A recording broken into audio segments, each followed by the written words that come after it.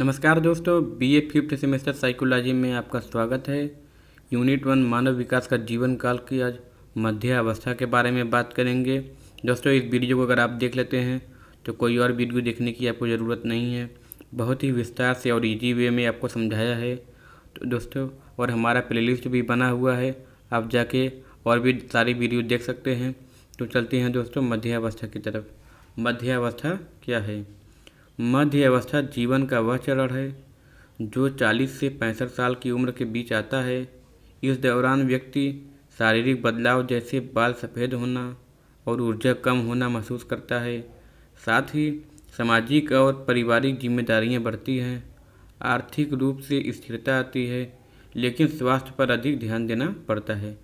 आत्मनिरीक्षण और भविष्य की योजना बनाना भी महत्वपूर्ण होता है। कहने का अर्थ दोस्तों, मध्य अवस्था जीवन का वह चरण है जिसमें 40 से 65 साल की उम्र के बीच के व्यक्ति आते हैं। दोस्तों, जो 40 साल से ऊपर हो गया है और 65 साल के बीच की अवस्था के व्यक्ति होते हैं वो मध्य अवस्था में आते हैं। इस दौरान व्यक्ति के अंदर जो शारीरिक बदलाव हैं, जैसे उनका बाल सफ़ेद हो जाता है, उनके अंदर ऊर्जा कम होती है, ताकत की कमी महसूस होती है, कमजोरियाँ या वीकनेस भी लगती है उनको, और साथ ही सामाजिक और पारिवारिक जिम्मेदारियां बढ़ती हैं।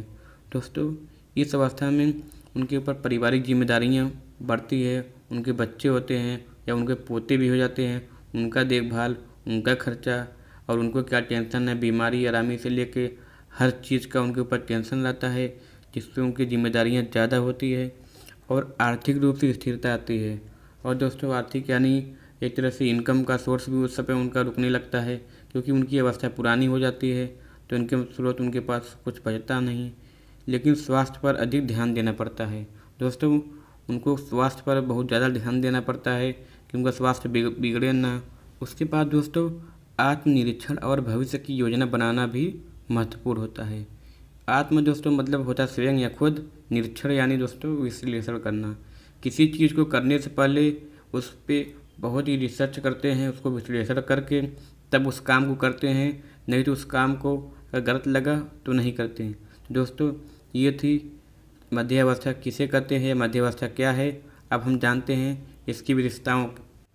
मध्य अवस्था की विशेषताएं निम्नलिखित है दोस्तों, जैसे कि इस अवस्था में व्यक्ति के शरीर में बदलाव आते हैं, जैसे कि त्वचा में झुर्रियाँ, बालों का सफ़ेद होना और ऊर्जा में कमी। दोस्तों, इस अवस्था में व्यक्ति के शरीर में बदलाव होने लगते हैं, जैसे वह बूढ़ा होने लगता है और त्वचा धीरे धीरे एकदम लूज टाइप में हो जाता है, जैसे कि चिचूक जाता है जिसको कहते हैं, और उसमें थोड़ी सी कमजोरी होने लगती है। आदमी क्या नाम है, जैसे पहले बलशाली होता है उस तरह दोबारा बलशाली नहीं रह जाता है, क्योंकि उनकी अवस्था धीरे धीरे ख़त्म होने के कगार पर रहती है। और दूसरा है दोस्तों, व्यक्ति इस उम्र में अधिक अनुभवी और मानसिक रूप से स्थिर होता है। कहने का तो दोस्तों, जो यह उम्र होती है इसमें व्यक्ति के पास बहुत तजुर्बा हो जाता है, ज़िंदगी को उसने जिया है, देखा है, समझा है, अनुभव भी उनके पास काफ़ी होता है। इसलिए किसी काम को करने से पहले उस चीज़ पे बहुत विचार करते हैं और निर्णय लेने की क्षमता आत्मविश्वास को बढ़ाता है। जैसे दोस्तों, किसी चीज़ को निर्णय लेते हैं तो बहुत सोच समझ के ही लेते हैं। जैसे हमारे घर में बुजुर्ग हैं तो कुछ जिम्मेदारियां देते हैं तो वो उस जिम्मेदारियों का पालन करते हैं। हमारे परिवार हो गया, कैसी भी चीज़ हो गया, या आपके बगल में शादी विवाह में देख लेंगे तो जो बूढ़े बुजुर्ग रहते हैं, जो सलाह देते हैं, जो बात कहते हैं, वो पूरा 100% सही होता है। उसके बाद तीसरा है दोस्तों, परिवार की देखभाल, बच्चों की शिक्षा और कैरियर की जिम्मेदारियां बढ़ती है। माता पिता की देखभाल करने की जिम्मेदारियां भी होती है।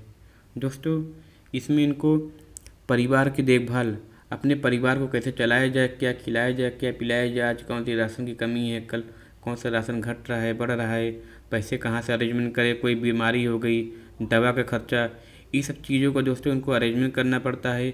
और उनको क्या पढ़ाना है, किस स्कूल में पढ़ाना है, कितनी फीस से, कापी किताब से लेके उनकी जिम्मेदारियाँ धीरे धीरे बढ़ती जाती है। और माता पिता का भी देखभाल करना होता है। अगर बूढ़े माता पिता हो गए हैं, अगर जिंदा हैं तो उनको भी देखना पड़ता है, आखिर उनकी अवस्था क्या है, बीमारी है, क्योंकि बूढ़े होने के बाद एक से एक बीमारियाँ भी आती है, जैसे कि शुगर हो गया, डायबिटीज, ये सब चीज़ें आज के समय में कॉमन सी हो गई हैं। तो दोस्तों, यही सब इस सब की विशेषता में है। और चौथा है दोस्तों, स्वास्थ्य समस्याएं, जैसे उच्च रक्तचाप, मधुमेह आदि जैसे अवस्था में आम होती है। जैसे मतलब दोस्तों, जैसे ब्लड प्रेशर हो गया, शुगर हो गया, ये सब की बीमारियाँ जो इस अवस्था में है वो एक नॉर्मल बीमारी होती है। उसमें कोई बहुत बड़ी बात नहीं है, क्योंकि इस अवस्था में शरीर उनका कमज़ोर होता है, कोई भी बीमारी आसानी से उनके ऊपर अटैक कर देती है और लोग अपने स्वास्थ्य को अधिक ध्यान रखते हैं। इसमें अपने स्वास्थ्य को ये सब अधिक ध्यान रखते हैं, जैसे कि रात में मूली ना खाना, कुछ ठंडी चीज़ें ना खाना, ताकि सुबह जुकाम ना हो जाए, खांसी ना हो जाए, इसमें पीलिया जैसे ऐसी ढेर सारी बीमारियाँ होती है।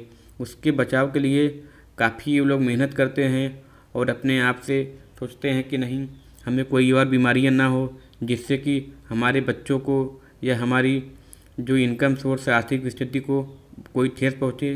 तो दोस्तों, ये थी इसकी विशेषता।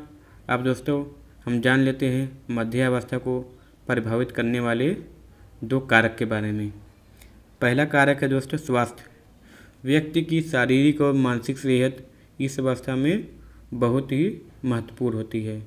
स्वास्थ्य समस्याएं उच्च रक्तचाप, मधुमेह और मानसिक तनाव व्यक्ति की गुणवत्ता जीवन शैली को प्रभावित कर सकती है। स्वस्थ जीवन शैली में अपने से व्यक्ति अपनी सेहत को बेहतर बना सकता है और जिससे वह खुश और सक्रिय रह सकता है। कहने का अर्थ है दोस्तों, व्यक्ति की शारीरिक और मानसिक सेहत इस अवस्था में बहुत महत्वपूर्ण होती है। दोस्तों, व्यक्ति का जो शरीर होता है, शारीरिक क्रिया, जो मानसिक चीज़ें होती हैं, वह बहुत ज़रूरी होती है।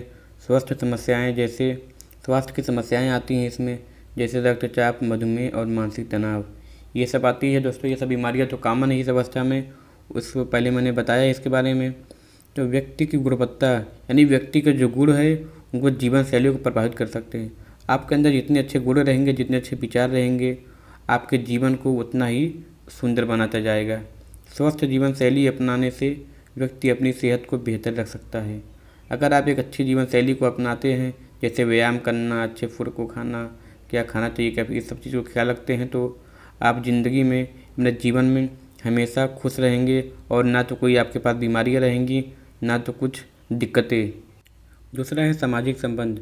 इस उम्र में व्यक्ति के परिवार और दोस्तों के साथ के संबंध बहुत महत्वपूर्ण होते हैं। सकारात्मक सामाजिक संबंध व्यक्ति को मानसिक और भावनात्मक समर्थन प्रदान करता है।